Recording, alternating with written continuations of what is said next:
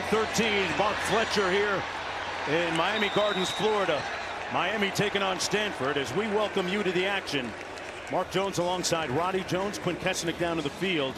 You just witnessed a 3rd and long, and Matt Rose for Stanford making a nice open field tackle on Mark Fletcher, setting up a field goal for the home team, the University of Miami Hurricanes, who are coming off a loss last week at home here against Louisville, their first defeat of the season, as Carter Davis comes in to attempt this field goal from 44 yards out. He is a perfect 6 of 6 on the season. And he pushed that one to the right. So Stanford dodges one there, and a moment ago Quinn caught up, and he showed us that habla español with head coach Cristobal. Coach, ¿cómo te recuperas? Bueno, yo fui criado por unos padres trabajadores y siempre me enseñaron a mí para adelante siempre, para atrás ni para coger impulso. ¿Cuál es tu mentalidad esta noche? Todo nuestro esfuerzo, toda la jugada esta noche. Gracias. Gracias. Quinn, un hombre del pueblo, a man of the people. And, you know, it's interesting. He said, how do you come back after last week? He said that I was raised by parents who taught me to always look forward and never look back. And Quinn's second question was something along the lines of, how do you set that tone? And he said, well, we're going to need all of our players tonight. It's going to take all of our players to get it done. Mark Jones, Roddy Jones, tell me about. Offside, defense number 11 with contact, 5-yard penalty, first down. Coach Cristobal talked to us earlier this week, Roddy, about embracing the details. Your thoughts? Well, that's what Coming this off the Miami loss. program, yeah, that's what this Miami program is built on. Obsession with the details, and that's details that get you to success. And when you have failures, it's details on what you didn't do that led to those failures. Coach Cristobal has said they've taken ownership, and they're looking to bounce back today. In particular, the starting quarterback, Carson Beck, who threw 4 interceptions last week. That's Cole Tabb, running for about 2.5 yards on the play. Second down and 8. A look at some of the details that need to be rectified, especially the rushing game, which for consecutive weeks now wasn't what it was earlier this season. Well, Mark, the penalties too. We've already seen a false start knocked them back into 2nd and long and then 3rd and long, and then an offsides on the defense got Stanford into 1st and 5. And that's Cole Tabb picking up the first down for the Cardinal out to the 41-yard line. Keep in mind that this Cardinal team, as I mentioned, is coming off its biggest win of the season against Florida State last week at home. They've already equaled their win total from a season ago. They're 3-4 coming in, and Ben Gulbranson, their starting quarterback, was shaken up in that game last week against the Seminoles, but he gets the start tonight. Gets it out quickly, complete to arguably their most dynamic offensive player, Sam Roush. Look at the numbers on Gulbranson. Was knocked out with a knee injury late in the first half a week ago against Florida State, and Elijah Brown came back and led them admirably, but Ben Gulbranson has gotten better and better and better as he's gotten more comfortable in this offense, as this offense has found its playmakers. There's a look at Tabb trying to hit the corner and brought down by Thomas. Let's take a look at that injury last week that Gulbranson suffered. The Oregon State transfer right there on the sack by the Seminoles. Elijah Brown came in after that point midway through the 2nd quarter and finished the game victoriously for Stanford. Eventually had to be taken off the field or off the sideline on a golf cart, but good to see him out there with that knee brace on a big 3rd down.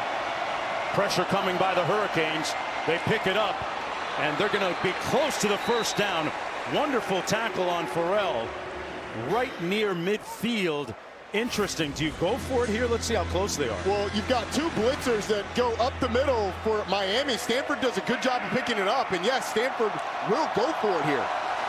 And they're going to pick up the first down. Cole Tabb straight ahead between the tackles as the Cardinal brought in a couple of extra tight ends. First down and 10, Stanford. Good surge by the Stanford offensive line, just creating a little bit of space for Cole Tabb, who's filling in due to an injury to Micah Ford. He got hurt a week ago and is not available today. Cole Tabb was great, though. A lot of real estate here. Got a good block on the edge. Tabb Tap dancing down the sideline, inside the 20, down to the 17. 1st and 10 Cardinal. Much like last week, Louisville's got this defense of Miami on its heels right. Yeah, it's a counterplay, and the linebacker, the defensive end gets too far up the field. Pull tap, finds some space. And then poor tackling in the secondary, which we saw a week ago against Louisville, leads to a big gain for Stanford. 28-yard gain. They run it into the boundary, tap again. Stopped up at about the 18 by Lightfoot. What do you think that win for Stanford did against Florida State for their collective confidence? It gives you proof of concept. Florida State is a brand name school and a really good football team this year, albeit they're struggling. But Stanford has been close. They were in that SMU game, one-score game into the 4th quarter, then got away from them. They lose by 24. They've battled at times this year, had opportunities to win. That time they were able to get over the top. And Andrew Luck is incredibly excited about the future of this program because of the foundation that he and Frank Reich are laying. Cole Branson over the middle, incomplete in traffic at the 7-yard line. C.J. Williams, the intended receiver, setting up a 3rd down and 10. And the passing game, Roddy, is where Stanford has improved the most since you and I last saw them at BYU several weeks ago. It really has, but the thing is, when you get in these 3rd and long situations against Miami, you've got to block their front. Akeem Mesidor was a game-time decision. He's not out on the field right now, but Ruben Bain is. Ruben Bain, one of the best pass rushers in the entire country, right there on the edge of the defense. Keep an eye on him. Cole Branson completes the pass inside the 10. Irvin swerving down the sideline close to the end zone and pushed out of bounds. Well, they're going to spot it where he stepped out of bounds back at the 9-yard line. This is a homecoming for Irvin. Good move here for 8 yards. And a good decision by Ben Gulbranson. See exactly where he stepped out, right near that yard marker. Good call. See that the right foot, or the left foot, right there on the line. It's a good call by the officials, but enough for the 1st down. And what an opening drive for Frank Reich in this Stanford offense. Converting on a 4th down. Now they've got to convert. Now that they're inside the 10, they've got to convert it to a touchdown. 1st and goal. Irvin on the handoff, nowhere to go that time. Stopped up right near the line of scrimmage. Armando Blunt was the first one to get there, number 18 out of Miami Central High School. The former Miami Central Rocket making a nice play there. It'll be 2nd down and goal for the Cardinal. This is the 12th play of the drive coming up for Stanford. C.J. Williams splits to the bottom of your screen. Here's their best receiver.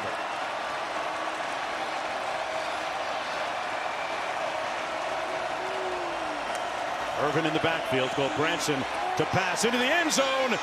Caught and touchdown by Caden High.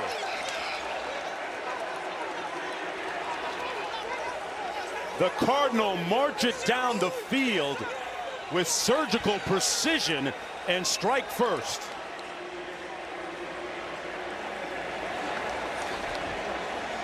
That's how you open up a ball game after flying across the country 3,000 miles. No doubt. And how about the quarterback, Ben Gulbranson? Hurt a week ago, the confidence that he showed and the decisiveness that he showed on that drive was tremendous.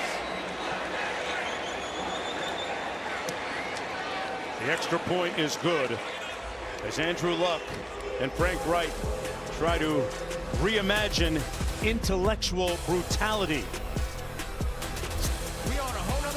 Here's what it looks like in 2025. Back after this. We back like a spine. Back like reversing out the whip for a drive. You're watching ESPN College Football Primetime presented by Experian. This is the ACC on ESPN. From Miami Gardens, Florida, but to the locals and the homegrowns, it's always going to be Carroll City, folks. Here at Hard Rock Stadium, Mark Jones, Roddy Jones, and Quinn Kessenich down to the field. An impressive beginning drive by Stanford to start this game on their opening possession. They take it all the way into the end zone. This is Keelan Marion, top current returner in the conference a year ago for BYU. Gives the Hurricanes good starting field position. The Magic City aglow at night. We'll be right back after this break.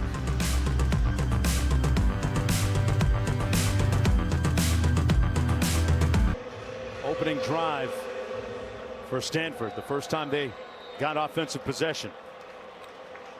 First down and 10 for Miami. Mark Fletcher in the backfield. Malachi Toney in motion. They give it straight ahead between the tackles to Mark Fletcher. Let's go down to Q. Q, a different look in those uniforms. I know. Sometimes it's hard. You flip in the dials and you're not sure who's playing. This is an alternative uniform for Miami. It's a camo uniform, an honor uniform. You see the Marine camouflage jerseys with the stenciled numbers, a military honor, and a positive acknowledgement by this program to those who serve. I also like the helmets, all black with the silver U. Different look for the guys from Coral Gables. That pass complete near the first down. Good catch by Joshua Moore, who's a guy that they're looking to target a little bit more. What kind of grade are you giving the uniforms, right? Supporting the troops, so I think you have to give it 10 out of 10. I'll go 10. Would I pick it personally? Well, probably not. Probably not. The number's a little difficult to see for us up here. The thing that's going to be interesting, though, with this Miami offense, this is a Stanford defense that has 4 backups playing in the secondary. Colin Wright, starting corner, was probable for this game. He's not out on the field right now. Aaron Morris is out. Jay Green, one of their starting safeties, is out. And Mitch Lieber is out for the first half due to targeting. 4 backups, including a freshman, starting in the secondary for Stanford. Big changes back there. Beck gets it out for Toney, incomplete at the 30. He overshot Malachi Toney. Eckhart was back there defending the safety, and it sets up a second down and 10 for Carson Beck, who was a perfect 5 of 5 for 47 yards, and on opening drive that was his first incompletion of the football game there. And Miami on that first drive struggled to run the football. They also had a costly turnover. How stingy and how stubborn will they be running the football? Well, they give it to their big back again. That's Jordan Lyle this time from St. Thomas Aquinas. And he picks up a couple of yards. Mario Cristobal is a former offensive lineman. He likes smash ball, doesn't he? Between the tackles. He does, and he likes the dividends that it pays late in the game in the fourth quarter. The thing is, though, Miami last week against Louisville was behind. They were down 14-0 by the time they ran their 4th offensive play. And so they weren't able to lean on that defense. You're Stanford, though. You got to cover this guy, Malachi Toney. He's their big target all the time, but especially on 3rd down. Beck downfield trying to give Toney a shot, and boy, they had a malfunction at the junction. Toney wasn't even in the neighborhood, and another incompletion for Carson Beck. Lonnie McAllister back there in coverage. One of those freshmen for the Cardinals. So Stanford's defense gets off the field again. And it's pressure right up the middle by Clay Patterson that's able to cause that. I mean, Clay Patterson's lined up right over the center, and it's going to be him versus James Brockemeyer, the center. And he just powers his way into the lap of Carson Beck before Carson just throws it up, a hope and a prayer to Malachi Toney. Joyce with the punt from his own 26. Thorpe fields it with a fair catch at the 15-yard line. Will be 1st and 10 from Ben Gulbranson, the quarterback for the Cardinal, after that 47-yard punt. We'll be right back in a moment. Stanford Cardinal love the Sunshine State so far, especially too. Last week defeating Florida State. And an opening drive that produced a touchdown. Pressure off the edge. Gulbranson got it out in time. Out to the 21-yard line to Sam Roush, who makes his 2nd catch of the game. He picks up 6. Wow, what a throw by Ben Gulbranson, and it wasn't pretty. But he's got Keontae Scott all up in his grill, just slides a little bit to his left and almost pushes it to Sam Roush to set up 2nd and 5. Gulbranson 5 of 6 passing for 31 yards. They keep it on the ground this time to Tab, who in that opening drive ran the ball 6 times for 44 yards. Looking at a 3rd down coming up here. Now Miami defensively has to find a way to get off the field. Stanford was excellent on that first drive on third downs, going 1 of 2, but with a fourth down conversion as well. So essentially 2 of 2 in conversions. Third down and 4. Sam Roush tends to be one of the targets. The tight end is going to be lined up to the bottom of your screen. Interesting formation. Now he motions. They keep it on the ground. Nice cut and run for the first down. Cole tabbed for the assignment to move the chains. Picked up 7. Well, they don't throw it to Roush, but he's going to come across and block. You get a couple of down blocks, and Cole Tabb is going to cut right behind him. It's just such a nice job by the right side of that offensive line and an excellent tight end. Here's Tabb again, out beyond the 30 to the 31. Ahmad Moten Sr. making the tackle. Well, the next stop on the Formula One schedule is the Mexico City Grand Prix. Roddy, you should be reading this. Shoot, you're the F1 guy. Tomorrow afternoon at 4 Eastern on ABC and the all-new ESPN app. Our pre-race coverage begins at 2:30 Eastern with ESPN Deportes coverage starting at 3. Well, Branson trying to rev up that offense and throws it away. Good pressure by Ruben Bain Jr. What can you tell me about the Mexico City Grand Prix, bro? It's going to be fascinating. Lando Norris, who's second in the Drivers' Championship behind his teammate, Oscar Piastri, by 14 points. He's on pole, so he's starting in first. His teammate is starting in 8th. So it's a big opportunity for Lando to take control of the Drivers' Championships. We are on the side of the Miami Grand Prix, and they're looking to get this offense revved up on this third down. A 3rd and long. Again, you've got to block Ruben Bain and this Miami defensive front. Bain with the pressure on that last play. They come with some heat again. Bo Branson flushed out. Looking downfield into a tight window. It's C.J. Williams. Incomplete. Sets up 4th down with 8 seconds to go in the quarter. Good pressure on the blitz that time by the Hurricanes. And Toure. Yeah, Motore blitzing up the middle. Cole Tabb tried to cut him, but not a great cut. It forced Bill Branson out of the pocket, and really sticky coverage on the back end by this defensive backfield.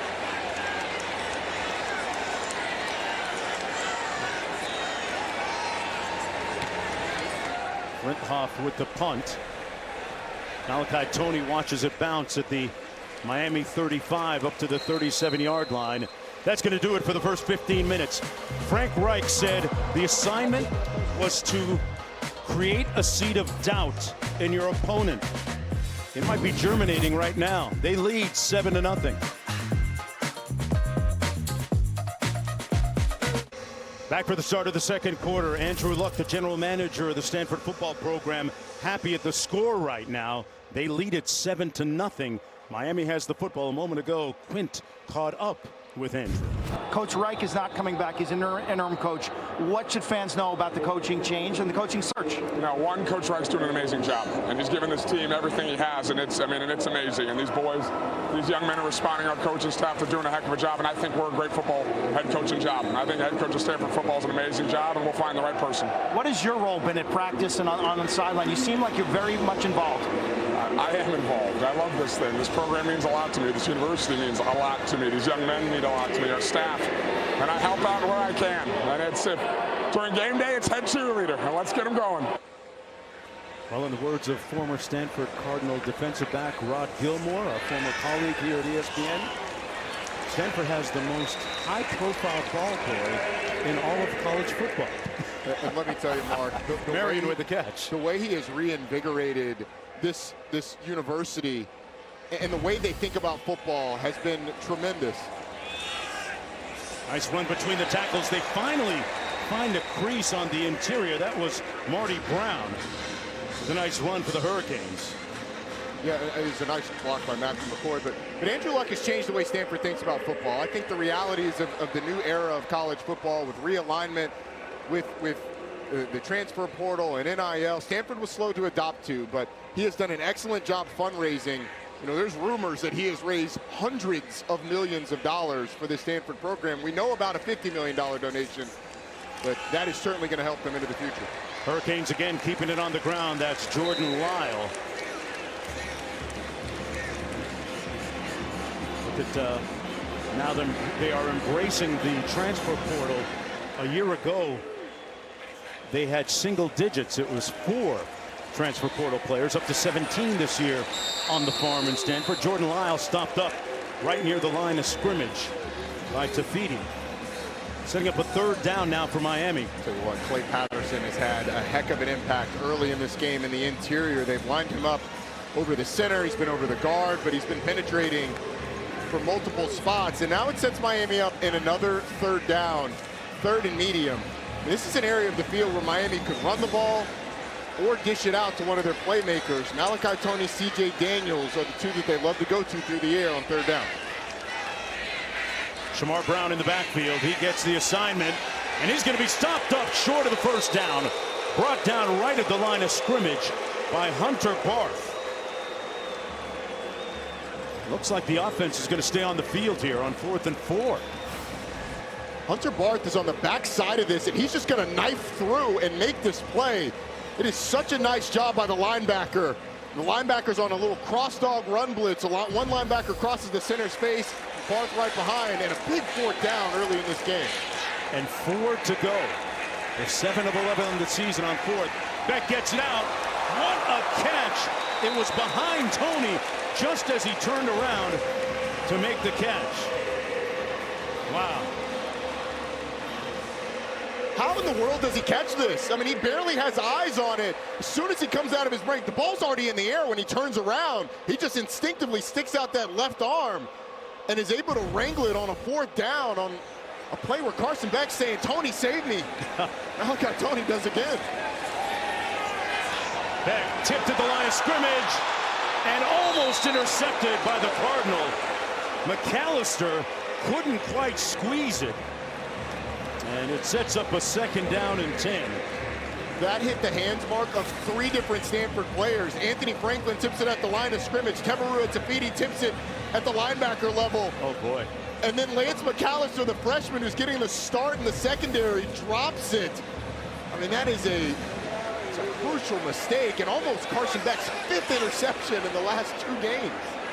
2nd down and 10. They keep it on the ground, and Brown falling down. Roddy, I got to ask you, as we take a look at some of the interceptions from a week ago, he threw 4 of them against Louisville. Well, I don't want to correct, because yes, he did throw 4. He really threw 5, and one of them was called back due to a roughing the passer. And look, all interceptions aren't created the same. There's a story behind each interception.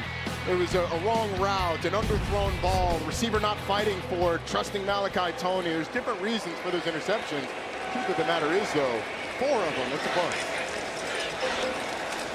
Fletcher in the backfield. Beck delivers a strike at the 30-yard line to Joshua Moore, the 6'4" freshman from West Broward High School. Picks up 8. Right, I want to go back to the running game for the Hurricanes. They have been obstinate about running it between the tackles in particular. How much diversity do you see in the running game? And is it a problem? I mean, early in the season it wasn't. They haven't changed this run game a lot. Okay. They're just not in sync right now. Here on a 4th and short, do they trust it enough to run? Or do you put it in the air again? It looks like you're going to get man-to-man from Stanford. Blitz coming. Beck gets it out. And the incomplete pass for C.J. Daniels. Looks like they were going to convert, but Daniels couldn't squeeze it. And the Cardinal will take over on downs. One more look. C.J. Daniels wins at the line of scrimmage. Carson Beck puts it there, but the receiver drops it. The struggles of this offense, the offensive line's not in sync. The quarterback has been off, and the receivers dropping passes.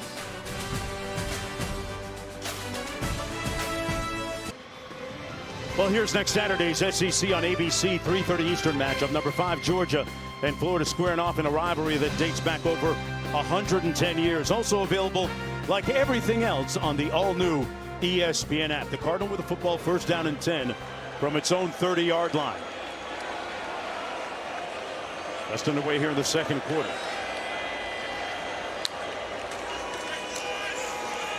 Straight ahead. That's Cole Tabb, who has gotten the bulk of the carries so far for the Cardinal. Picked up about 4 on the play. So you what, Mark, this Stanford offensive line is starting to open up some massive holes. And they have a few times. It feels like if Miami hasn't been able to penetrate with their tackles, there's been a lot of room to run for Cole Tabb in this Stanford offense.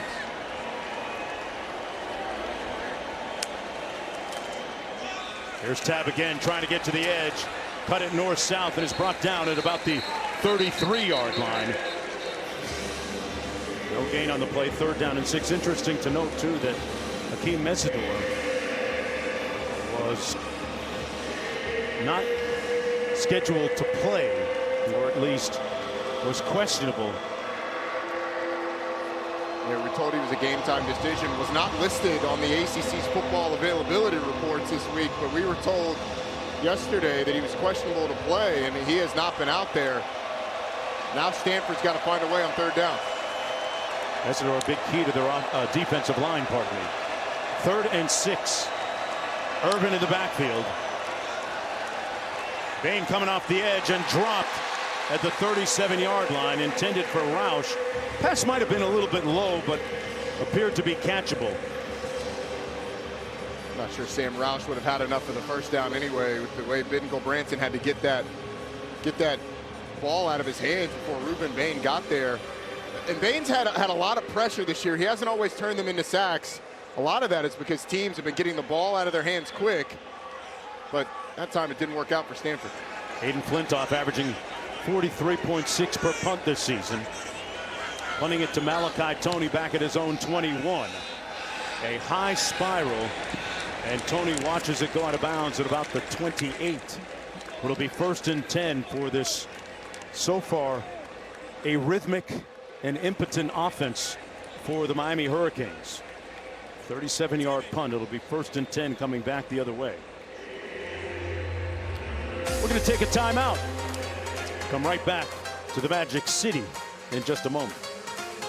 ESPN College Football Primetime, presented by Experian, is brought to you by T-Mobile. If you didn't know T-Mobile has home internet, you do now.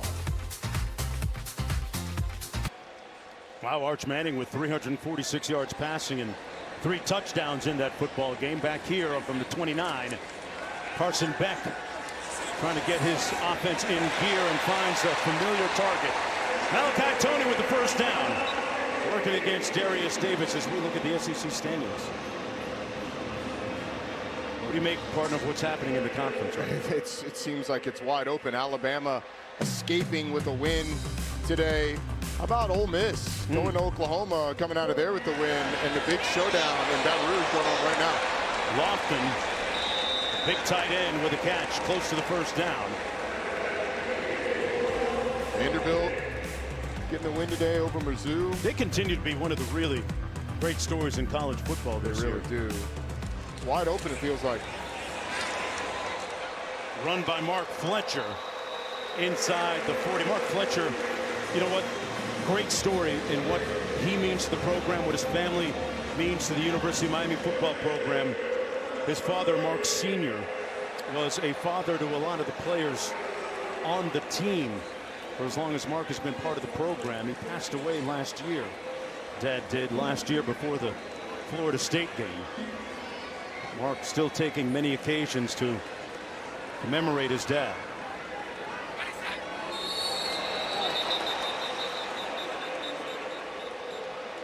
Flag down on the field. Ball start. Offense. Number 63. 5-yard penalty. 1st down. Let's go down to Quinn. I spoke to Mark Jr. this week. He wears a tattoo on his chest. LLBM, long live Big Mark. His dad, he wears the eye black or the face tape with those initials on it. And when I spoke to him, I asked him about last week's loss, and he told me I wasn't surprised at the Louisville loss. It wasn't the best week of practice. He said they paid the price, and he was focused this week on being more vocal in practice, Mark. Yeah, he has been one of the inspirational leaders for the team last couple of years. Keelan Marion, the BYU transfer, couldn't squeeze the football. Sets up 2nd down and 15.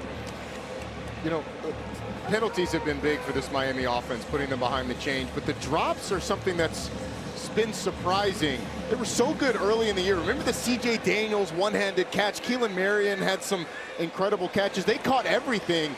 Here it seemed like the ball has been a little more elusive to these receivers. Saw a glimpse of Shannon Dawson, the offensive coordinator, calling the plays. They come underneath, out of the backfield. Fletcher Jr. down to the 37-yard line. Galvin making the tackle on the play. I think this Miami team is in 4-down territory if you're able to get it to a 4th and short. So Shannon Dawson, who is the most famous person to come out of Clinton, Louisiana. Clinton, Louisiana. One stoplight town. He said no stoplights. No stoplight. Blinking red light. Don't speed. Malachi Tony looks like he's going to be one-on-one with the freshman, Lonnie McAllister. Beck takes out his do-it-yourself kit, got hit, and falls forward to the 30-yard line. Near the first down, they're going to spot it about a yard shy, so he picks up 8. Scotty Edwards made the hit on the play. And a nice job by Carson Beck of getting what he can, and it sets up that 4th and short, and sure enough, Miami is going to leave the offense on the field.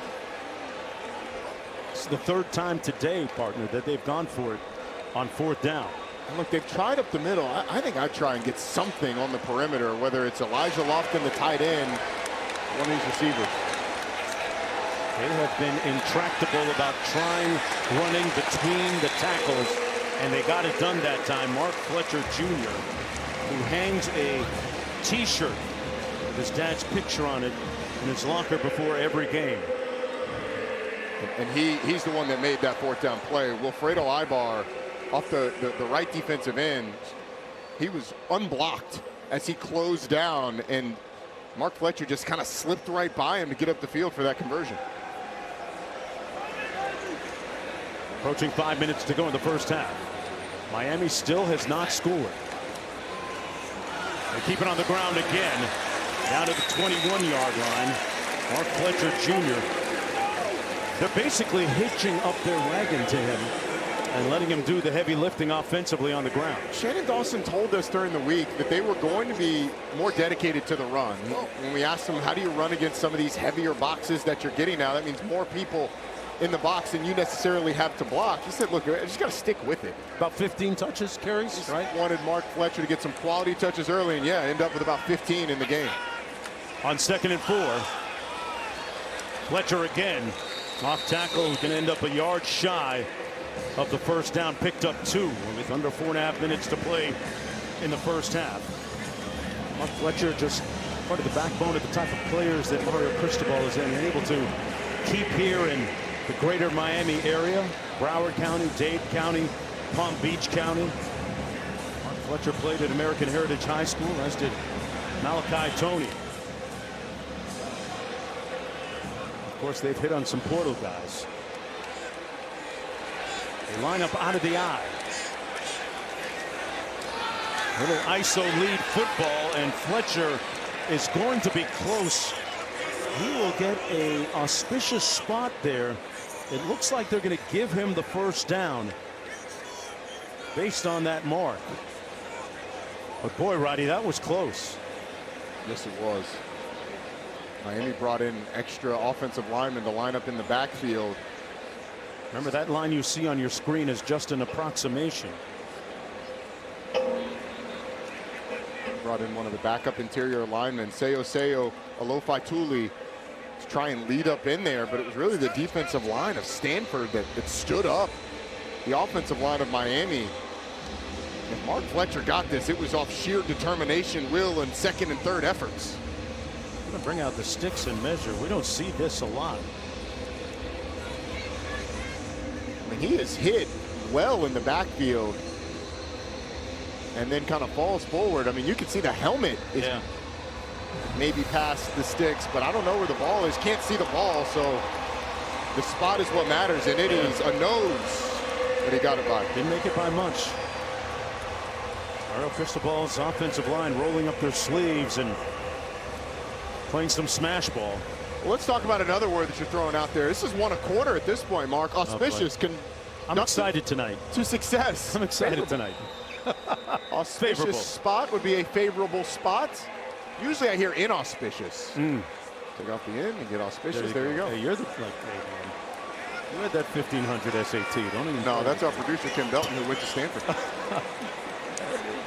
First and 10 from the 17. To get it out quickly and nowhere to go for Lofton, the tight end. Brought down immediately by Colin Wright. Good tackle out there on the edge.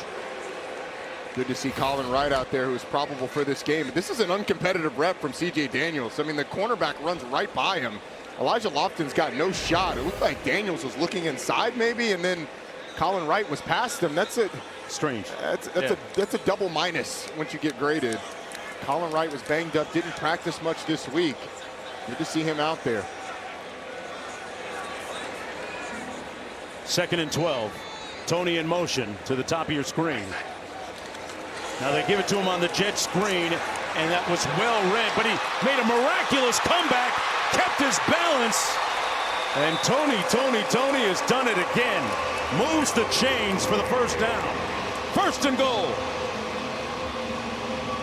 This is why it's about players, not plays. I mean, this play is dead to rights, but the player makes the offensive coordinator look good, because on the report, on the play-by-play report, it's going to go down as a Malachi Tony explosive play. But Stanford had it defended. The excellent freshman, who's been the best freshman receiver in the country, he makes it right. Guy who is a local legend. That's a 2-minute timeout. His father played in the NFL for Washington back in the day. And there's a great story about him racing former Hurricane Devin Hester in the streets of Miami. I'll tell you more about the U on the other side.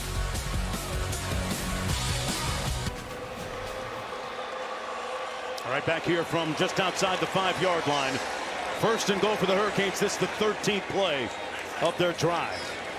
Send the tight end in motion and keep it on the ground inside the 5. Mark Fletcher again. Looks like Mark Fletcher starting to get lathered up a little bit. They've been dedicated to the run.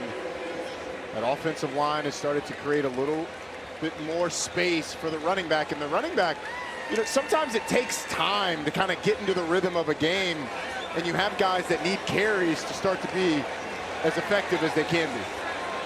Mark Fletcher has 10 carries already here in the first half. Lofton in motion, off the play fake into the end zone. Incomplete. Daniels couldn't get his arms underneath it, and he's going to ask for a review of it. It was an incomplete pass. It'll be 3rd down. Not sure he can do that. It's not basketball. It's not basketball. I don't know what he's looking at. But you look at the safety in the corner, and both of their eyes are in the backfield, and no, there's no way he caught that. No, sorry, C.J. Daniels. It was a nice attempt, but you can wave your finger all you want. Yeah. But both the safety and the corner's eyes are in the backfield, and C.J. Daniels just slips into the back of the end zone, and Carson Beck just misses the throw. Pulls up early, tries to get it to him. Wow. Can't quite get it out there. He was open. We're going to stay right here. We have a replay review. They are going to look at it after all, as implied. The ruling on the field is that it was an incomplete pass. There's another look.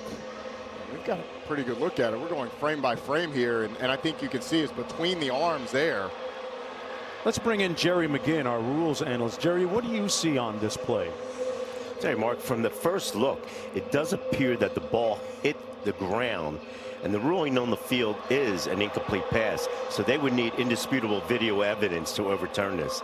I don't see this happening. I mean, there's the ball, and I think you can see it's between the arms of C.J. Daniels. It's on the ground, and so you're gonna have a 3rd down and 5, 3rd down and goal from the 5 setup. Yeah. It's a good stoppage by replay to look at this. It's closer than it first appeared. After further review, the ruling on the field is upheld. It was an incomplete pass. It'll be 3rd down. Good that they looked at it at least. 1:20 to go. Yeah, Andrew Luck knew right away. The thing is, it gives Miami a timeout, essentially. I mean, the clock was going to be stopped anyway because of the incomplete pass. Right. Miami gets to go to the sideline and regroup. So 3rd and goal from just inside the 5. question is if you're Mario Cristobal and you don't get this and you're going for it on fourth. But that's it's a prospect that they will answer after this play. Bunch to the bottom has Malachi Tony and Keelan Marion in it.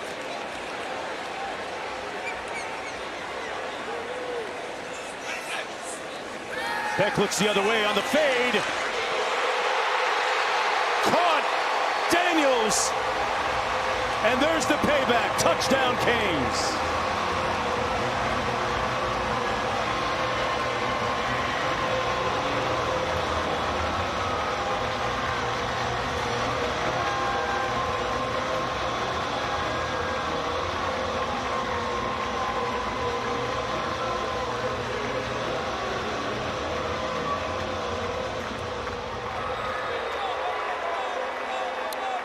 Daniels with his 6th touchdown catch of the season.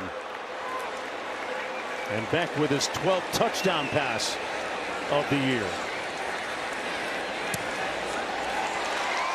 Took almost an entire half for the Hurricanes to put it in the end zone, but it finally happened. It's just one-on-one, and C.J. Daniels goes up and makes a phenomenal play off the shoulder pad of the cornerback at Miami. Can breathe a sigh of relief as they finally get in the end zone.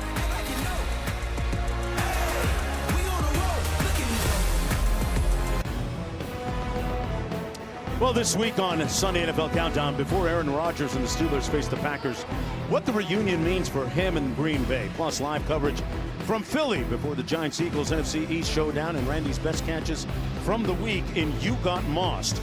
Sunday NFL Countdown, 10 Eastern on ESPN. C.J. Daniels might have made You Got Mossed with that catch you made a moment ago, right? I think he should. Hey. Someone send it to Randy. Hey. It's a heck of a catch going up the ladder on the shoulder of the defender, making up for that 3rd down drop earlier in the game. This will come out 1st and 10 from the 25-yard line for Ben Gulbranson. Brought the start time now for our drive recap, covered by Geico.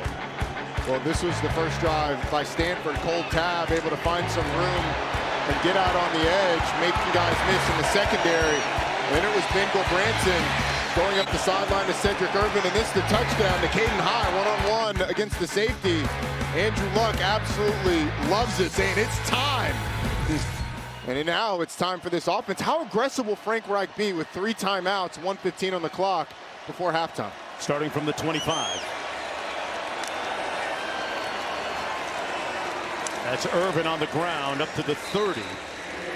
Picked up 5 yards. It'll be 2nd down and 5. A homecoming of sorts for Cedric Irvin, who played his high school football down South Miami and at Christopher Columbus High School. Got a bunch of people here at the game. Under a minute to go in the first half. Rouse out of the formation, the tight end. Tell you what, saw him on the field. Roddy, you and I were both down there pregame. He looks the part of an NFL type tight end. Yeah, he certainly does. And this is an interesting situation. Stanford's content to let the clock run before trying to get this first down. Mario Cristobal is as well.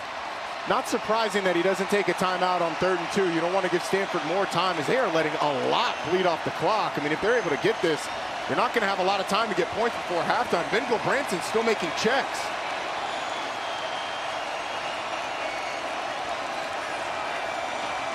Five on the play clock. This has been completely mismanaged by Stanford if you're trying to get points. Well, Branson delivers incomplete at the 46-yard line, and that's going to be the end of the first half of play intended for Bryce Farrell. Poyser broke it up. Stanford, remember, will get control of the football to begin the second half.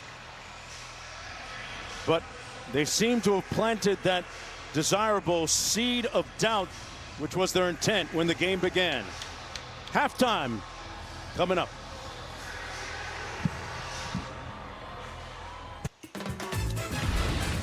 Welcome back, everyone. You're watching ESPN College Football Primetime, presented by Experian.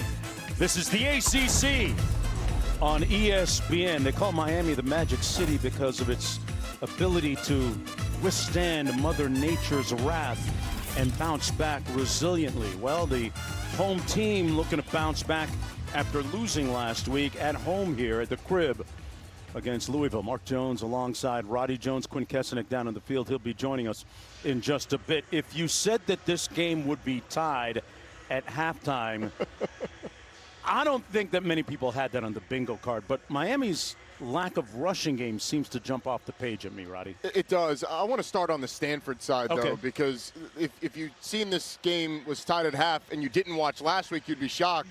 But if you've seen how Stanford has played all year long, there's no surprise at how hard this team is playing. Now, Miami 2 weeks ago was the #2 team in the country. You mentioned the lack of rushing game. That does stand out, but they've been diligent about it. They've been consistent with it, and they're hoping it pays dividends in the second half. I mean, Stanford was excellent on that first drive of the game, but really the defense of Miami had the upper hand after that. And Miami was a slow starting team, but they got going towards the end of the half. I think this first drive of the second half is going to be really important for Stanford as we go into the second part of this game. Yeah, look at the time of possession there. Miami pretty much doubling up on Stanford. But the Cardinal will have the football to start this third quarter. Ben Gulbranson got the start at quarterback tonight, if you're just joining us, after having an injury last week against Florida State in their victory. Only played a quarter and a half in that game.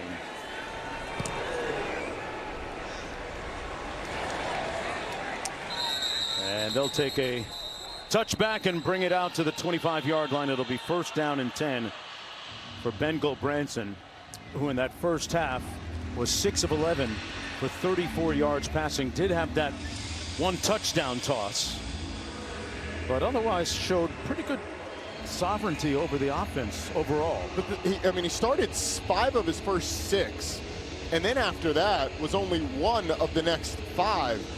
So just like this Stanford team got off to a hot start and then cooled. It's a low possession game, though. Stanford really only had 3 true possessions in that first half because both teams had long drives. Low possession, does that favor the Cardinal? It does. It favors the underdog in any of those situations where you're not playing as many plays. Off the play fake. Incomplete, intended for the tight end, Sam Roush. And that time, Gulbranson way off target, but under pressure. It'll be second down and 10. Interesting that we haven't seen Ruben Bain Jr. sack the quarterback yet. Has he gotten the amount of pressure on the quarterback you thought he might at this point? He's been getting pressures, but Stanford's done an excellent job with Sam Roush in particular of keeping a tight end to that side and chipping him in pass rush situations so he's not able to have the get off that we're accustomed to. And there's a little bit of motion up front and a flag as well. David Blade Jr. moving prematurely. Offside, defense number 11 with contact. 5-yard penalty, second down. It's the second time David Blay has jumped off sides with contact, and that was something that plagued. You see Jason Taylor, NFL Hall of Famer, yelling, "Watch the ball." When he yells it, I would listen. But it's something that plagued Miami early in this game, right, and last game. Sets up a second down and 5. C.J. Williams in motion. Sets to the bottom of your screen. Play clock at 10. They keep it on the ground with Cole Tabb, and Tabb picks up about 2. Ruben Bain Jr. making the tackle on the play. Bain, a long line of lineage of great Miami area football players. His dad, Ruben Bain Sr., began the family journey playing at Travis Powell Stadium. Traz Powell Stadium, pardon me, and for Carroll City. Grandpa Herman was the star at Northwestern. And Ruben Bain, there he is, the excellent pass rusher for the Miami Hurricanes. See how Stanford deals with him.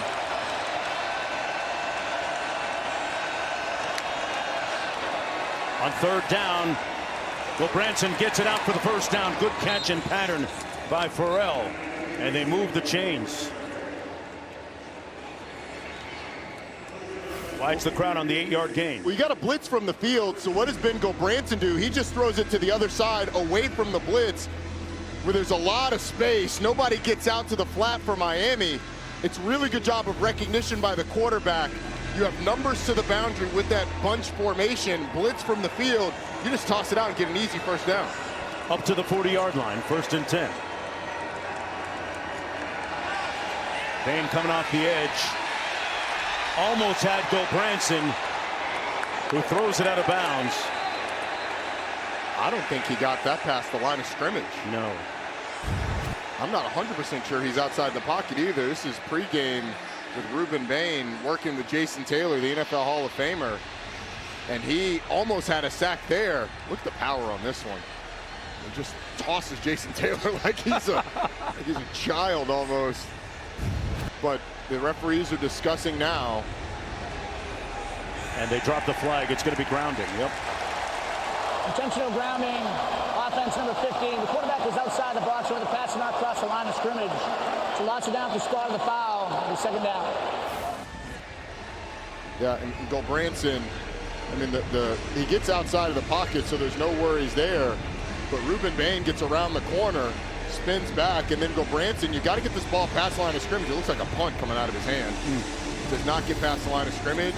And so it operates effectively as a sack because it's a loss of down at the spot of the foul, setting up 3rd and very long.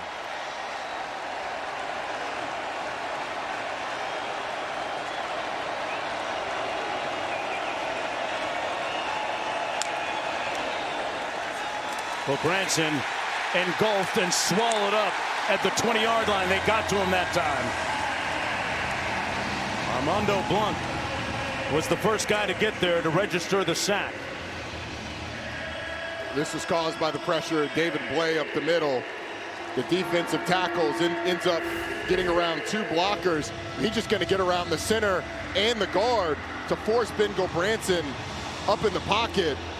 And then Gulbranson is kind of protecting himself for his life. Armando Blunt finishes him, and now I think you're just going to see a handoff from Stanford and punt the ball away. Gulbranson on the receiver screen, complete to the edge. Good catch and run by High, but not nearly enough to pick up the 1st down. Deontay Scott making the tackle on the play for the Hurricanes, and it's 4th down coming up for the Cardinal. And Miami should get pretty decent field position after this punt. There's a look at Malachi Toney, who last week, one of his wonderful plays was a laser of a pass on a 2-point conversion against Louisville to bring the Canes a little bit closer late in the game. Flintoff the punt from his own 16. Toney on the return to the 30.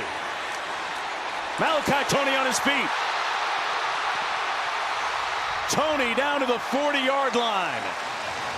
And there's that good field position, courtesy of the freshman.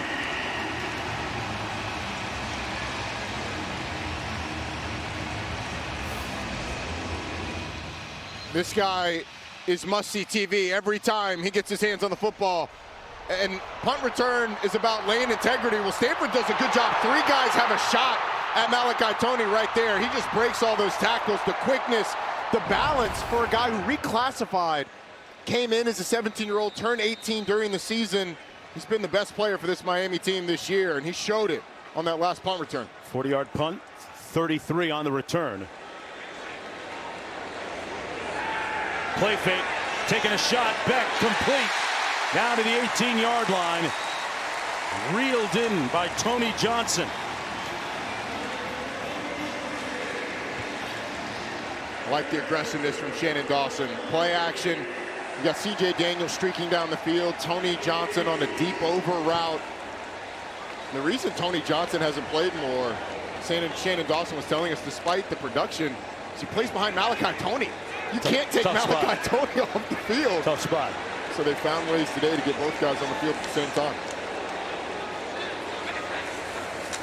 Motion out of the backfield and keep it on the ground. That's Fletcher Jr. Mark Fletcher Jr. accounting for most of the yards on the ground in that first half for the Hurricanes. Picked up 4 that time.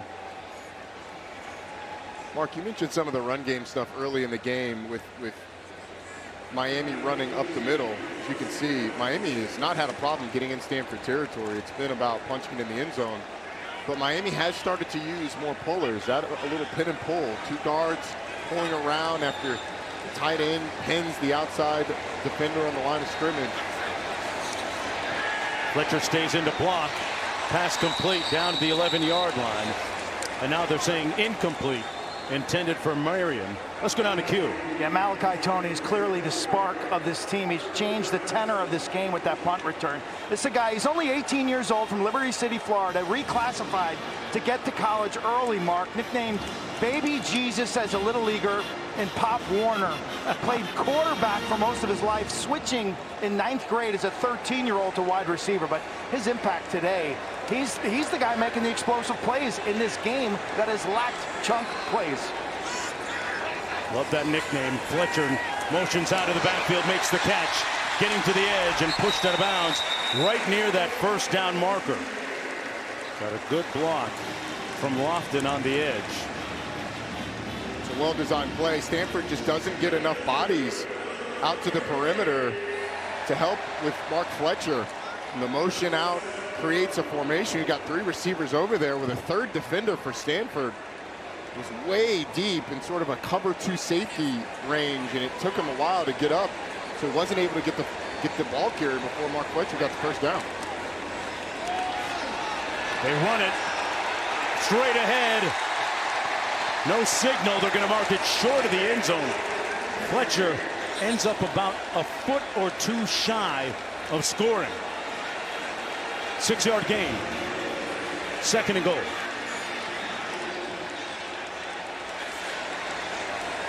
Fletcher gets the call again and strolls in. Touchdown, Miami.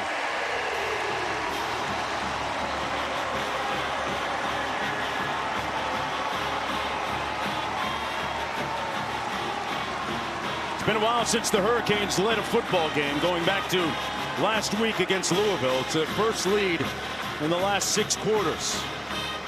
And for Fletcher, that's the 7th rushing touchdown of the season for him.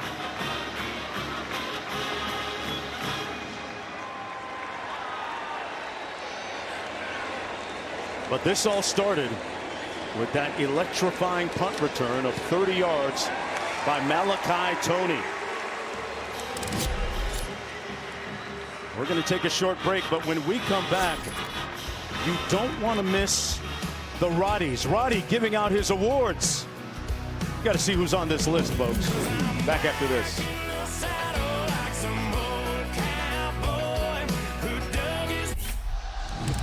Folks, you heard of the Oscars, the Emmys. We have something even better, the Roddies, for you. We've hit the midway part of the season.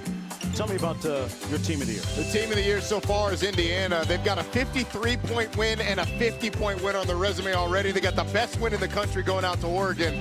And then the top coach is Mike Elko, Texas A&M. What he has done there with the Aggies, they're up now on LSU. He's got them undefeated. They are at the top of the SEC right now. So right now, he's my coach of the year. Hold on, are you recusing yourself from Georgia Tech and the coach on the sideline there? So what's going on, man? They may make another appearance. I don't want to say. Looks like we're going to have fair catch. Let's go back to it now. Best upstart team? Here's my Jackets. Georgia Tech 8-0 at the top of the ACC, well on their way to a college football playoff berth. What Brent Key has done has been absolutely tremendous. Let's go to the player of the year. Talked about Indiana. It's Fernando Mendoza. His performance at Oregon was phenomenal. He's one of the top quarterbacks in the country. And then how about top rook? We're watching him tonight. Oh, easy call. Malachi Tony. Best wide receiver, best freshman in the country this year. His punt return set up that last touchdown. Now the defense surging as a result. That's going to be a loss of a couple of yards. Dante Simpson with the tackle. Roddies making an appearance at the midway point of the college football season. And the interior of this defensive line has started to give Frank Reich's offense a little bit of headaches. David Blay on that last drive. Dante Simpson, the freshman, appeared on that one. By the way, we're coming back to the Roddies at the end of the year. They're just receipt check. We don't need to check receipt. Check receipt. Let's just let it ride. 2nd and long. Will Branson incomplete for his tight end, Roush. Boy, there was nobody near him, but they couldn't make the connection. Sets up 3rd down and long. It may have been tipped at the line of scrimmage. Yeah, I think it was actually just a little bit, if anything, by Ahmad Moten. That's a game that, I mean, that's a play that Sam Roush would love to have back. Would have set him up in a second or a third and manageable. Here's a third long, and the pass rush of Miami is the most important thing to take care of. And it's not just Ruben Bain that's ended up in the backfield. It's been the interior as well. Getting a little noisy at Hard Rock. Bain coming off the edge, a flag thrown. Well, Branson under heat, got rid of it, incomplete. But the right side of that offensive line for Stanford was under heat. Ruben Bain Jr. was coming. He had smoke. Got his weight up to 275 pounds this year through disciplined nutrition. Bengal Branson limping. Remember, he left the game last week against Florida State. Holding offense. The penalties decline. Defense takes the result of the play. It's fourth down. To further discussion, there is no foul at the end of the play. Now, that's a lot of human landing on top of you down there. Yes, it is, especially those legs. There's Elijah Brown, the backup quarterback. But Ruben Bain off the right side. I mean, watch the get off as he just beats Khalil House off the snap. House has to grab Bain around the neck, and he still almost gets the quarterback.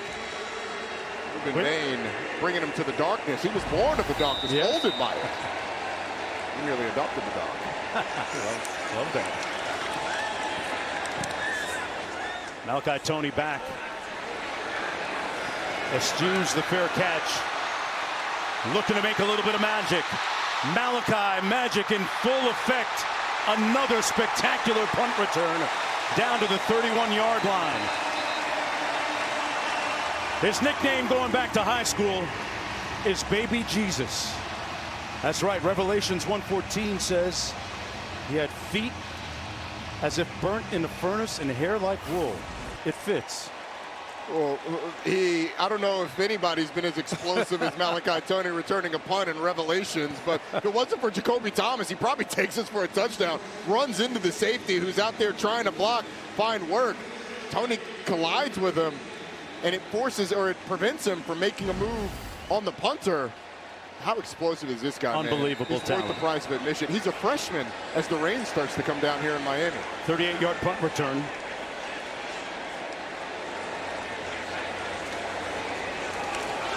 They're going to keep it on the ground. Fletcher. That's been the popular refrain all night. Keeping it on the ground. And as you mentioned a moment ago, Roddy, the rain coming down in earnest here in South Florida. This is actually still on the boundaries of hurricane season, folks. Hurricane season officially ends November the 1st. It starts June 1st. In case you were wondering. Hurricane season this year might last well into January and February. That's the intent for these Miami Hurricanes. Nice pass out to C.J. Daniels, brought down by Matt Rose. Hey, here's our Week 8 Monday Night Football matchup. The Commanders will be in Kansas City squaring off against the Chiefs. 8 Eastern on ABC, ESPN, and ESPN Deportes. And the all-new ESPN app with Peyton and Eli back on ESPN2. Coverage kicks off with Scott Van Pelt and the Monday Night Countdown crew at Arrowhead at 6 Eastern time. Branson checking out the iPad. Going to make some adjustments. Fletcher in the backfield for Miami on 3rd down and 3. Fletcher got to the 20. Oh, it's going to be close. Looks like he's a little bit short. This defense getting a lot of mileage on them tonight. They've been on the field for a while, just like the rest of the team, traveling some 3,000 miles from Palo Alto to South Florida, 3,018 to be exact. Roddy, by the end of the season, it'll be over 23,000 miles. It's almost enough miles to circumnavigate the globe. But Miami certainly doesn't have to go this far on 4th down. They just need a couple of inches. I'd be surprised if this isn't something behind that big offensive line. By contrast, the Hurricanes, they're going to look at the spot. The Hurricanes have not been out of the state of Florida since, well, they played Bethune-Cookman back on September 6th. It's always nice to be at the crib, Roddy. Yes, it is. 4th and short coming up.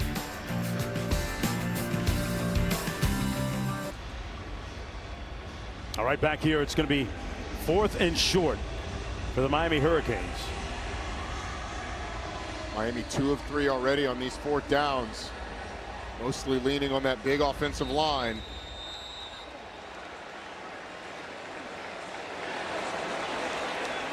From just outside the 20. Daniels in motion. Fletcher got hit early.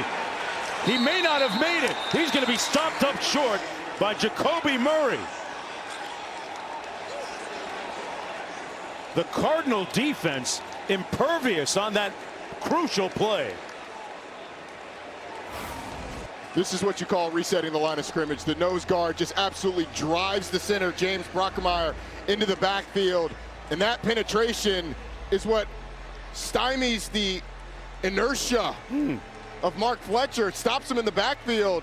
And then they try and push. There's not a good enough shot down the line that's going to, even if they review this thing and look at it, it's not going to show anything. What a play by the nose tackle. And that's not the first time Stanford has had success lining somebody up over the center and driving James Brockermeyer into the backfield. That defensive line has been one of the stories of the game for Stanford. Try to get to the outside, nowhere to go for Cole Tabb, brought down by David Blade Jr. Louisiana Tech transfer. It'll be 2nd down and about 13 on the loss of 3. Miami is up 14-0 despite really controlling this game. 225 total yards. Excuse me, 14-7, 225 total yards, 87. The defense has picked it up, but it feels like Miami just has not been able to take real control on the scoreboard. Well, Branson gets it out, and it's complete just beyond the 20-yard line to the tight end, Sam Roush. Sam Roush has quite the family lineage. His grandfather, Phil Olsen at Utah State, played in the NFL with the Los Angeles Rams, Denver back in the day, Buffalo. Coached by Trent Dilfer back in high school. All right, what is Stanford going to do here to deal with Ruben Bain, who's been a terror as we've gone on in this game? He's lined up to the top. They're 3 of 10 on 3rd down. Well, Branson tipped, almost picked off. And a flag thrown.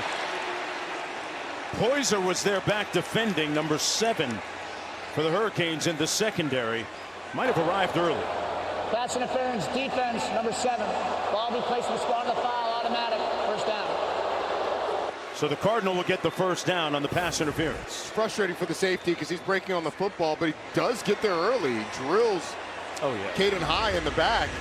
And so if you're the safety and you're breaking on it, you know the ball's not going to be there by the time you get to the receiver. You have to find a way to avoid that contact, and then you'd be able to pick the ball off if you can get around that receiver and snag the football. Under 5 minutes to go. Branson taking a shot one-on-one, and incomplete at the 33, intended for Farrell. 2nd down and 10. One of the few times that we've seen Stanford take a shot and try and take the top off the defense. Keontae Scott was back there in coverage. It was good coverage by Scott. And you're right, Mark. We haven't seen Stanford do that a whole lot. A lot of that reason for that is the coverage has been pretty good. And those low percentage throws puts him in 2nd and long. 2nd and 10. Tabb bottled up immediately. Time now for the Aflac trivia question. Folks, it's a good one, as always. Aflac. How many Super Bowls have been held at the venue currently known as Hard Rock Stadium? Glad they said currently known as, which gives us a couple of names ago. I believe when I played in it, it was Landshark Stadium. Okay. And then I remember Joe Robbie Stadium. Yeah, there you go. It's a great question. I have no idea. I'm going to give a guess. After this 3rd down, this 3rd and 10.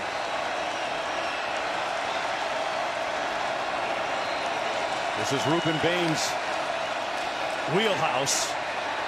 Well, Branson flushed out and picked off at the 35. It's coming back the other way.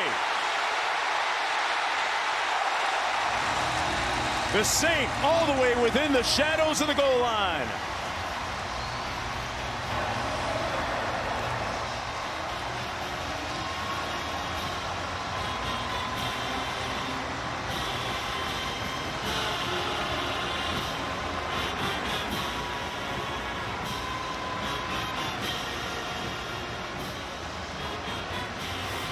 Well, this is started by Ruben Bain. Remember the last third down, he beat Khalil House with speed. This time, he starts up the field and just goes underneath. House probably gets away with a hold as he grabs Bain, but it forces Gulbranson out of the pocket. Saint reads the route combination, gets his eyes on the quarterback, and gets under the throw, and ends up setting up Miami on the doorstep of a touchdown. Saint, another one of those local guys, Miami Central Rocket, who played his high school football.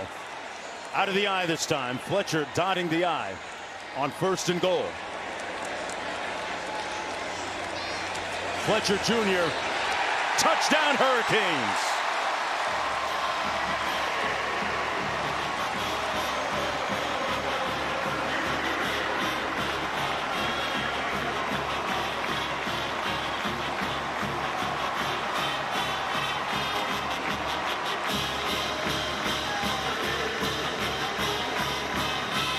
Hard Rock and the Canes going up.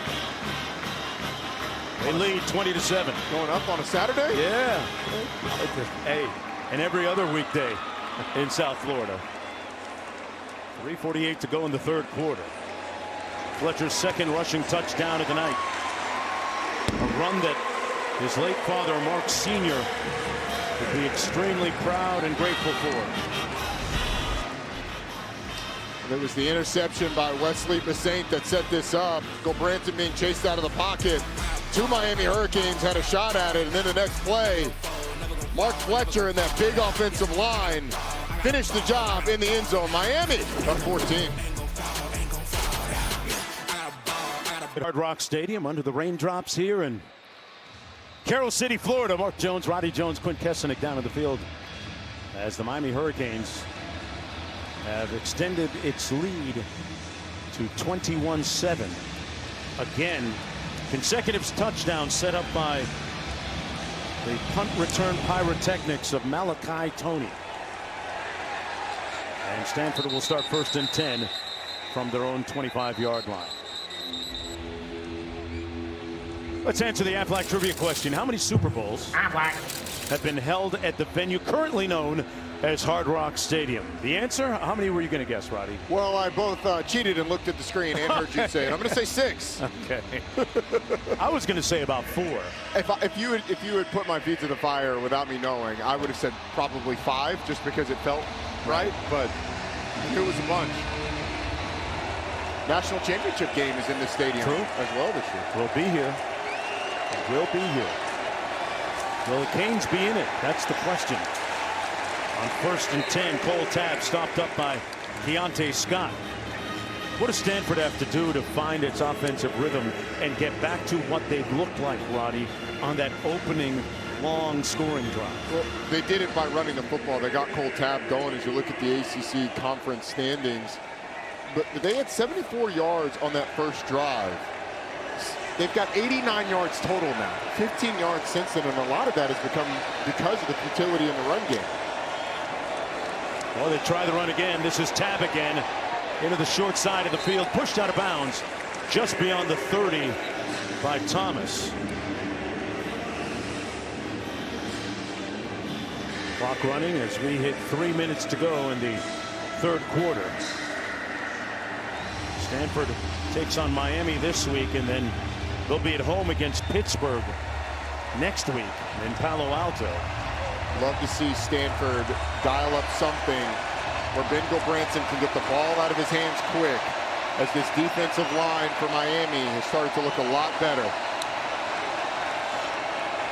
Gulbranson got the requisite protection and got picked at the 44.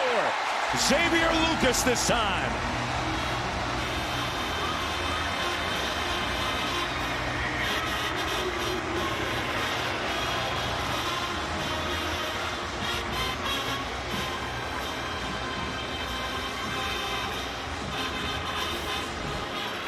Well, it's just going to be a little corner route right here. And Lucas sits here and then sinks under there. There's nobody to hold the corner in cover 2 as the running back goes inside, so there's no threat to that flat defender. So he starts to sink underneath that route, that corner route. There was a little hole there, but Lucas able to get under the route and pick that ball off. Then Gulbranson likely thought something was going to hold that cover 2 corner, but nothing was there, and it's a nice interception. I wonder if they take a shot here after the interception. They hand it off to Fletcher with a nice head of steam inside the 35, down to the 32-yard line, brought down by Scotty Edwards. Picked up 12 on the play. And back to the tablet to figure out just what went wrong for Gulbranson. Look at the numbers on Mark Fletcher Jr. Had a chance to spend time with his mom at practice a couple of months ago. Wonderful family. They pretty much hit that 15 carries in the game. Here's another one. Breaking through a couple of tackles and picks up another first down. Got 11 on that carry. That was his 18th rush of the night. Watch the Francis Malvino. He's projected first-round pick at right tackle. He's going to hit the double team, drive the defensive lineman down, then get up on the linebacker. Absolutely makes that run. Francis Malvino was a big-time recruit coming out of high school. Started as a true freshman, and now big number 61, one of the leaders of this offensive line. Projected first-round pick, showing why on that play. Tony in motion, but it's going to be Fletcher. Breaking tackles, Fletcher inside the 10 to the 7-yard line. A 16-yard gallop. This is why you get Mark Fletcher at least 15 carries a game. He gets better as the game goes on, and he is tough to tackle, man. Malachi Tony loves it. And anytime you see a running back run somebody over, everybody on the offense absolutely gets their juices flowing. This offensive line feels like they're much more in sync, Mark, than they were early, and that comes from the reps and the diligence in the run game. Winning the battle up front, Fletcher again. Touchdown again. Hurricane score.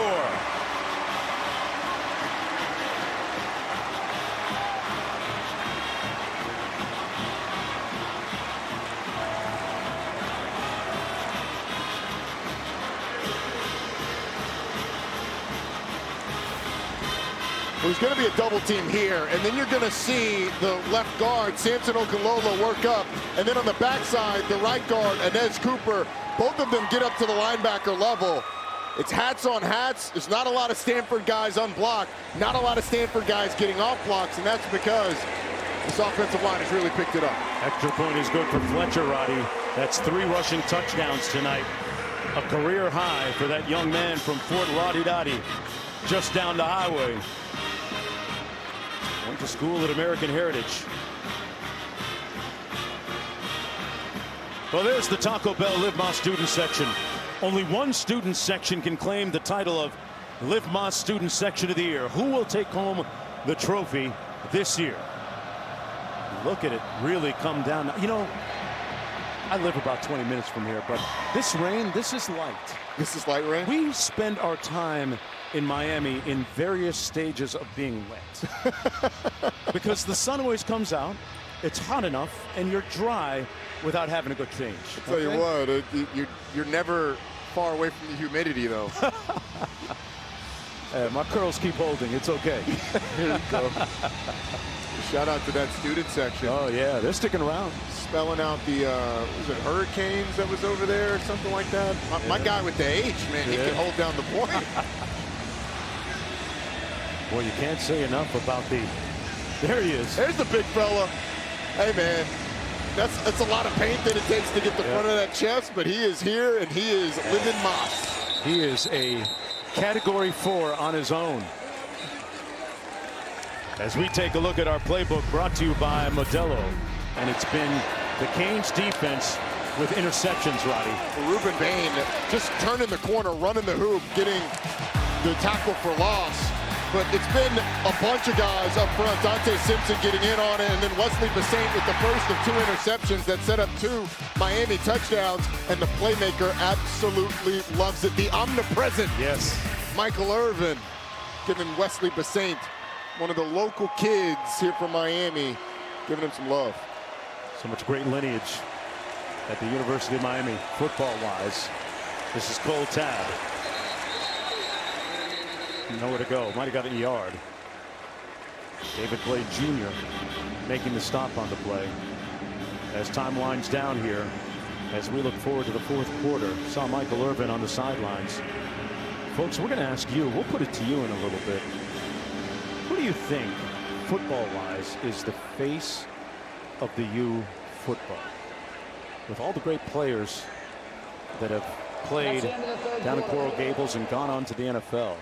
I mean, there is an illustrious, luminous, lustrous list of players to choose from. Spirited debate amongst our crew about who it was. Playmaker's got to be up there. He's got to be on the podium, but yeah, when you go through the Rolodex of great players, think about it. We'll be back for the 4th and final 15 minutes right after this. ESPN College Football Primetime presented by Experian. Here from Carroll City, Florida. Miami in control on a 28-0 run. Courtesy of a couple of picks that set up some touchdowns and a couple of prodigious punt returns by Malachi Tony. See what Stanford gets done here in the 4th quarter to try and regain some of its offensive momentum, which looks so promising in the opening quarter, on the opening drive, actually. Yeah, and then Miami's defense really settled into this game. It's kind of like the Louisville game, except for it lasted 2 drives for Louisville, and Louisville scored on a fake field goal and then had a nice drive, but Miami's defense has really settled in. Cedric Irvin in the backfield, stays in to block. Behind his receiver, incomplete, intended for Farrell. And in a blink, it'll be 4th and long. Stanford's offensive line is lucky it didn't get called for a hold, because Ruben Bain was on a stunt. He looped inside, and Emeka Ugorji, all he could do is grab Bain around the neck to prevent him from getting to Bengal Branson. Are you intimating he was holding him? I'm intimating. I'm not intimating. I'm accusing. I think that's pretty factual. Flintoff with his 5th punt of the night. Tony watches it bounce harmlessly at the 33 and takes a Cardinal bounce all the way down to the 24-yard line. Will be 1st down and 10 from there. Let's go back to the studio, guys. ¿Qué pasó? Hola, ¿qué pasó, eh? There you go, Jonesy. All-State good hands play. In overtime, Arch Manning out, Emmett Mosley the winner. Texas, their largest 4th quarter comeback since 2007. They escaped Starkville. All right, guys, back here. 28-7. Mark, you heard the game-winning touchdown catch. Emmett Mosley, that's Stanford transfer. Emmett Mosley. Yikes. So they might use him right now. Right? They absolutely could, but it's kind of what's happened at Stanford. The transfer portal has really historically worked one way, although it's starting to work more in the other way with them bringing in more transfers. Fletcher out to the 30. Let's take a closer look at it. Look at all those players that have gone other places and been major contributors. We saw the Bachmeier brothers a little bit earlier. David Bailey has worked himself into being one of the top defensive ends in the country, potential 1st-round pick. Bear Bachmeier's been playing fantastic. And Emmett Mosley's been banged up this year for Texas, but as he's gotten more healthy, he has shown flashes of why they wanted him so bad. Fletcher again, this time stopped up a little bit behind the line of scrimmage. Let's go back to that, though. When you talk about Stanford, one of the patterns, Roddy, that we've seen since the inception of the transfer portal is Andrew Luck. I knew I was overdoing saying that. Andrew Luck tries to stem the tide of it and the hemorrhaging of people leaving. A lot of players have left having earned their Stanford degrees and then go play football elsewhere because, I mean, let's not fool ourselves. That Stanford degree is worth quite a bit in the real world. Yes, it is. Could even become a TV producer like our guy in the truck. Out to the 43-yard line. Pass complete to Tony Johnson for the first down. Kim Belton, our producer, former Stanford grad, former Stanford Hall of Famer on the basketball team. And Mark, part of what Andrew Luck has done by bringing in the amount of money and fundraising that he has, he's building the ability for Stanford to be able to retain players like Emmett Mosley and David Bailey, because those are excellent cornerstones of your program. And when Texas comes calling, it may not all be about money, but some of it is about money, and you have to be competitive with those schools when they try and come poach your guys. Great point. Mark Fletcher breaking a couple of tackles, tiptoeing out to the 49-yard line. Now let's take a look at this week's college football rankings, brought to you by Prudential. We were talking about some of the schools. Indiana, another great story this year, proving that last year was not luck or a one-off. No, Indiana has been dominant. I mean, they have the resume to be the best team in the country. I think eye test it's Ohio State, but Indiana keeps beating people by 50. Eventually, you're going to have to put them at number one. Moore with a catch. We saw Moore down on the field prior to the kick time. Joshua Moore out of West Broward High School, Miami native. He looked at him. I thought Andre Johnson right away. I don't disagree with that. He might be taller than Andre Johnson, to be honest with you. I mean, he looks like an NFL receiver should look. And so you look at what they could be next year with Joshua Moore, JoJo Trader, who hasn't exploded yet, but still has the talent, and Malachi Tony. That's scary. Pass complete to the near side of the field. And another first down run. This one from Marion, the BYU transfer. What do you make of Carson Beck in the way that he's rebounded? You know, I think it's been efficient. He's 20 of 27. There's Andre Johnson. Speaking of, always stars in the building here. One of the all-time greats. You think he's the face of this Miami Hurricanes? He might be one of them. I'm sure that he's going to get some votes. Part of the national championship team. Jordan Lyle in the backfield right now. Get it out quickly to Tony. Malachi Tony on the run in space. Pushed out of bounds at the 16-yard line by Scotty Edwards. The two freshmen that we just talked about made that play. Malachi Tony with the ball in his hands, running behind Joshua Moore, the big-bodied 6'4", 215-pound receiver from West Broward High School, opening it up for Malachi Tony, who's just been dynamic today. Yeah. I mean, I don't know that you have enough adjectives. That one was basically a blind catch. He's done it on punt returns as well. He kind of single-handedly ignited this Miami offense. Sure felt like it, Roddy. On the ground. Oh, what a great move. Lyle into the end zone. Touchdown.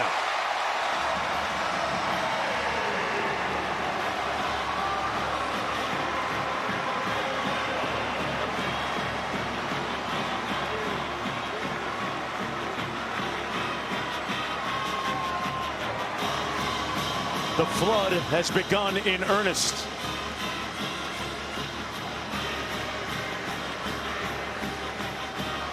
The move that Jordan Lyle makes on the safety, Scotty Edwards, is why they're so excited about this young sophomore. Guy with a 91-yard rush touchdown last year against USF. How about the response on the ground by Miami?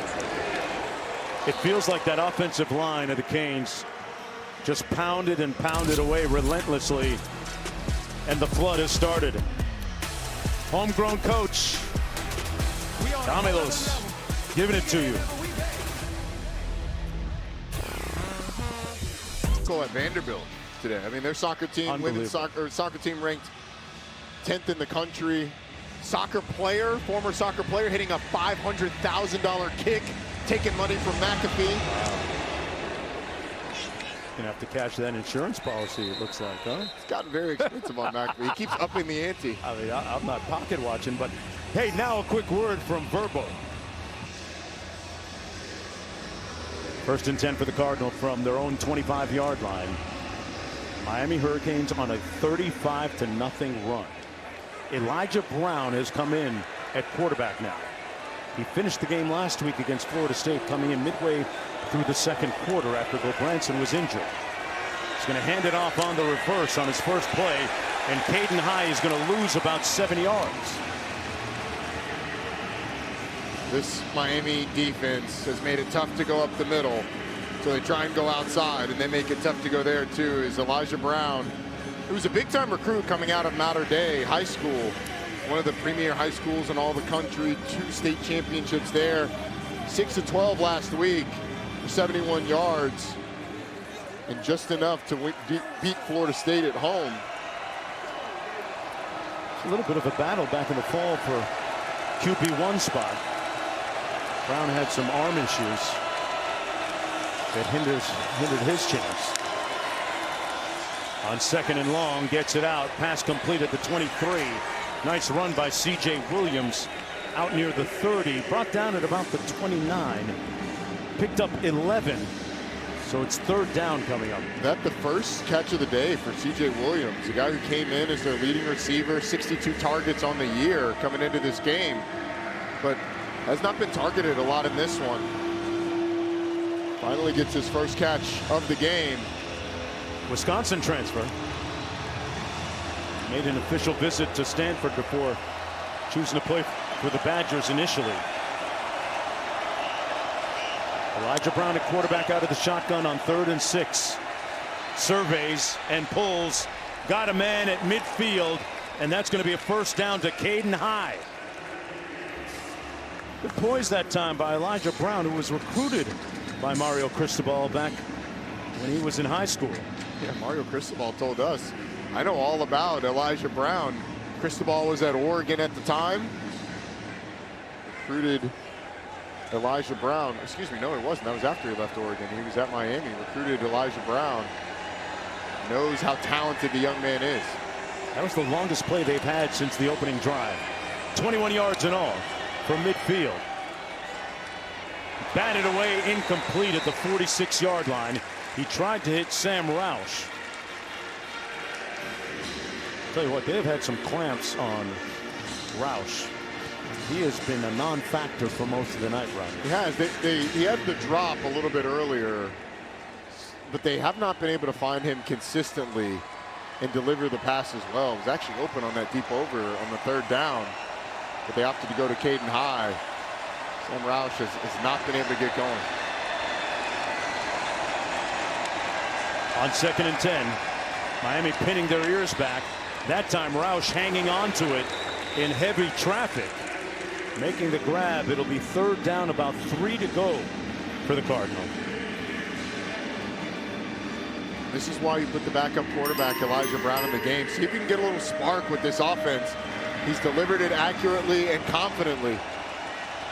The rain starts to come down. Low snap. The handoff to Irvin, and he's bottled up. Fourth down. Dribbled back by Fisher Anderson, the center. Really had that play all kinds of off from a timing standpoint from the very beginning, and now Stanford with no choice but to go for it. Rain's coming down harder though. Yep. Watch the snap. They got to get to the 40. Brown in traffic. Almost another interception, and the Hurricanes will take over on downs. Leading 35-7 in a spectacular second half comeback. You have only one choice. You check your crystal ball to see who is the face and the voice. At the U, one could be offensive and still be on the defensive. For you, it's a choice, not a chance. Ray, Taylor, Sapp, Irvin, and Reed names you could advance. Just one be the first link in the chain. Historically, many canes, yet which one first comes to the brain? Think about that. Is it him? Michael Irvin? Ray Lewis? Who's your vote? Ken Dorsey? Ooh. Ed Reed? Ed Reed. He was such a spiritual and emotional leader. Warren Sapp, Ray Lewis. You said Ray Lewis. Yeah. A lot of great choices. I'm gonna go off script here. We put it online for you. You can get on the conversation at ESPN CFB on X. Who do you view as the all-time face of the? I'm real curious to see what the response is going to be. I know my neighbor Luke Campbell got a lot of fans when he put those jerseys on, the Canes jacket in his videos back in the day, back in the 80s. This is Joshua Moore with a nice run. Moore evoking memories of Andre Johnson. Saw Andre on the sidelines a moment ago with 5:25 to go. Tell you what, this one ending a little bit early. Emory Williams in at quarterback in relief of Carson Beck. Beck's night is over.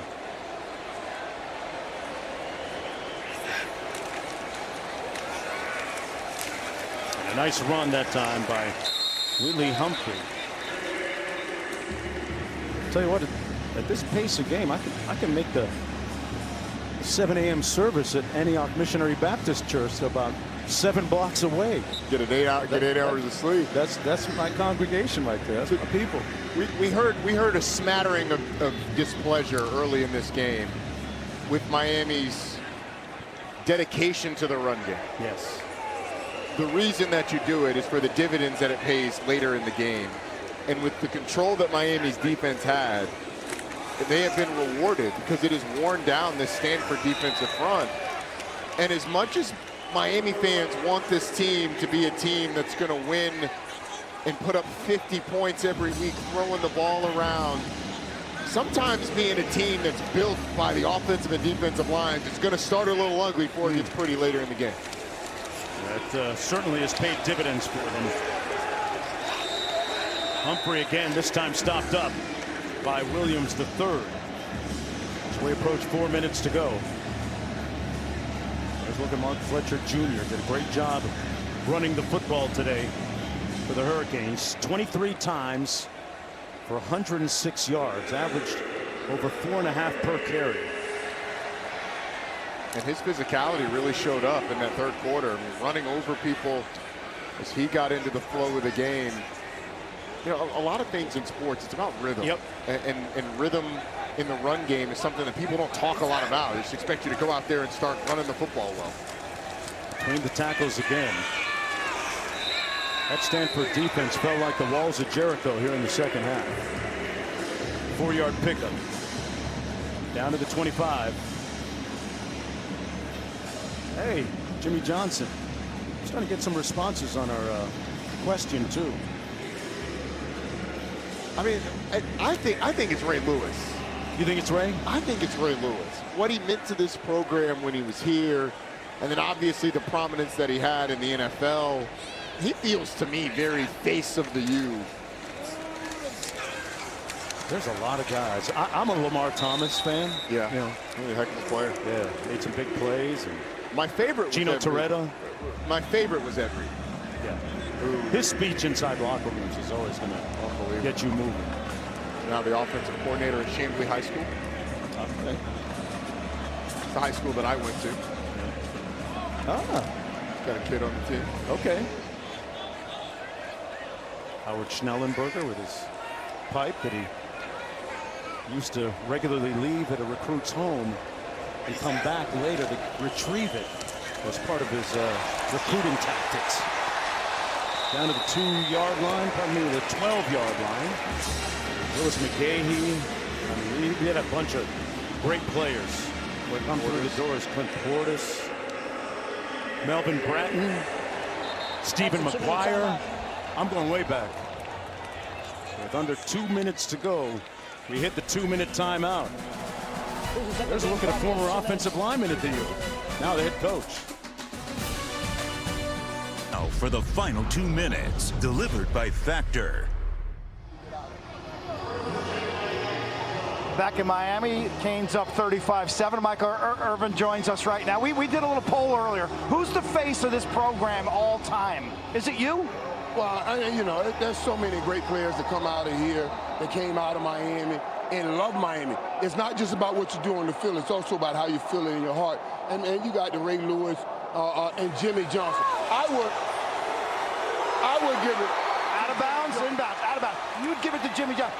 You're winning the vote right now. So your president right now, Joe, just he thinks it's you or Jimmy because you guys kind of set the pace. You set the tone. Right, but I'm just doing what I can do. Jimmy poured into everybody, you know, and I'm talking about not just on the field. When he made us all work together on Thursday night to think about what we were going to be doing after football, you know, and guys having success, continual success, and then still coming back supporting. That's what it's all about. And that, I got to lay at Coach Johnson's feet. It's a select group. I mean, there's a bunch of guys. You could argue Bernie Kosar, one of the first guys. Bernie Kosar in there. You know, listen, we got Warren that have gone on. The Edge. Stabs, Ray Lewis, the Ed Reed, the Jerome Browns. I miss Jerome Brown. I want to always give him his love for what he did and what he started here. But yeah, we've been fortunate to have a lot of great ones, and a lot of great ones from right here in Florida. So yeah, it's been great. Playmaker, thank you. Thank you, man. Thank you. Thank you guys for being here. So many names, so many greats. And Miami on the cusp of getting back into their winning ways. Bouncing back off that loss against Louisville. Trying to punch one more into the end zone. A nice run that time by Pringle Jr. But tripped up a couple of yards shy of the end zone. Less than a minute to go. Tell you what, there's a guy tonight, Mark Fletcher, who's been arguably tonight's face, although I think I would argue for Malachi Tony, who has done it in every single way possible. But this offense has been powered by Mark Fletcher, and Miami's going to go for it again on 4th down, leaving that offense on the field in what is not an insignificant turn of events on this play. Stanford going to call timeout with 31 seconds to go. Stanford takes its first time out of the half. I'm going to go with Ed Reed. I'm going to go with Ed Reed. I convinced you. You did. Back after this. 9 seconds of the game. 31 seconds to play. The Hurricanes are going for it on 4th down from the 2-yard line. Leading by 28. An interesting call here. Carson Beck looking on, rooting on. Second stringers. Emory Williams going to take the snap. They're going to run it and score the touchdown. Pringle Jr.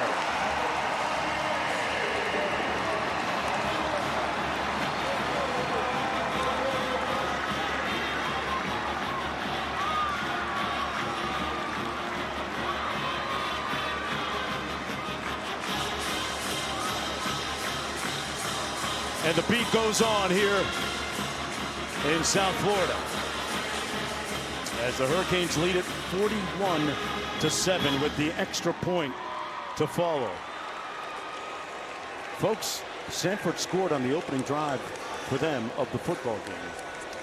And Miami has come back. It's soon to be, if they make this extra point, 42 consecutive points.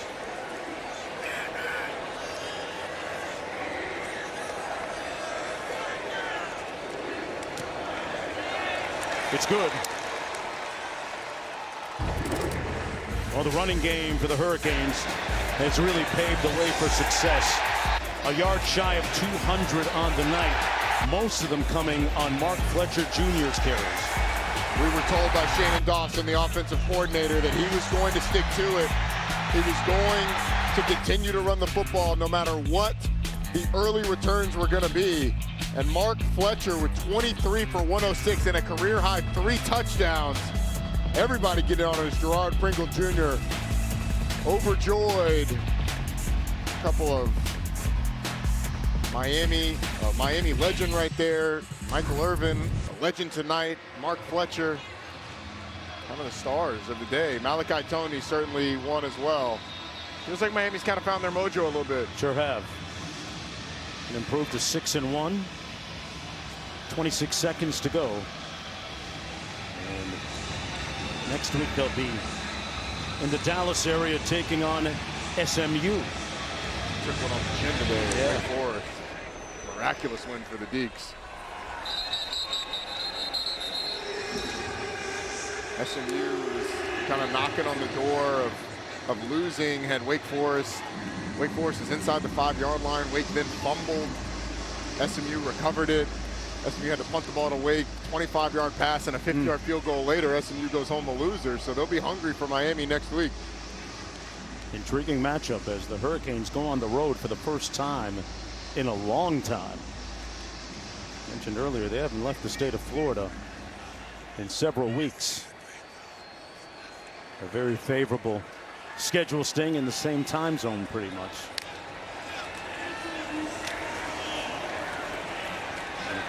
Run it, Champ Hampton out near midfield, put his hat down and is pushed out of bounds at about the 47-yard line, and a flag thrown as well. Here's a look at the schedule for Miami coming up at SMU next week.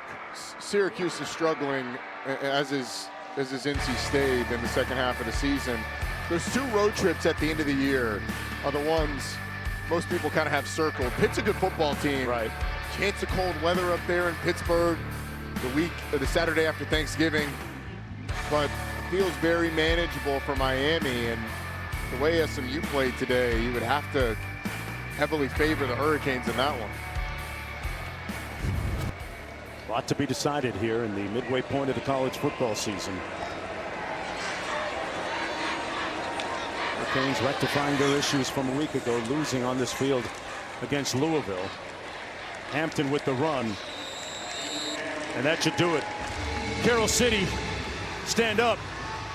Overtown, stand up. Liberty City, stand up. Little Havana, stand up. Coconut Grove, stand up. Doral, stand up. Coral Gables, stand up. Your team won tonight.